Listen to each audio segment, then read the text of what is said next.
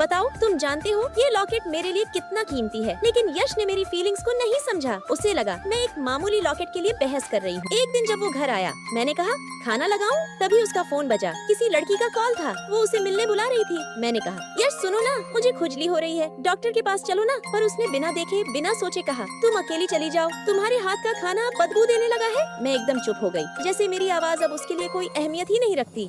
अगले दिन मैं उसकी पसंद की मछली बनाकर ऑफिस पहुंची। मैंने प्यार से कहा बस एक बार खा लो ना, उंगलियां चाटते रह जाओगे। पर यश ने गुस्से से कहा अपनी बकवास मछली लेकर निकलो यहाँ से। उस एक पल में मेरा दिल पूरी तरह टूट गया। हम दोनों घर लौट रहे थे, तभी यश ने मुझसे कहा अपना लॉकेट मुझे दे दो। मैं चौंक गई, लेकिन फिर भी दे दिया। मैंने बस इतना कहा यश इसे संभाल कर रखना, ये मेरी माँ की आखिरी निशानी है। यश बोला कल लौटा दूंगा, और मैं चली गई। पर क्या पता था यश उस लॉकेट को पानी में फेंक देगा। मेरी माँ की आखिरी याद उसने यूं ही बहा दी। नेक्स्ट डे मैंने कॉल किया, यश मैं आ गई हूँ, मेरा लॉकेट दो। उसने कहा 5 मिनट में आ रहा हूँ। मैं घंटों उसका इंतजार करती रही। वो गेम खेलने में व्यस्त था, उसे याद भी नहीं रहा कि कोई उसका इंतजार कर रहा है। रात हो गई, यश नहीं आया। फिर मेरे घर से कॉल आया, क्या एनी तुम्हारे पास है? वो सुबह से गायब है। वो माँ के लिए दवा लेने निकली थी और अब वो इस दुनिया में नहीं रही। और उनकी आखिरी निशानी वो लॉकेट अब हमारे पास नहीं रहा। उसी वक्त मुझे एहसास हुआ माँ अब कभी वापस नहीं आएंगी, और वो लॉकेट भी नहीं। कुछ देर बाद यश दौड़ता हुआ मेरे पास आया। मैं उसे देखकर खुश हो गई, पर उसने कहा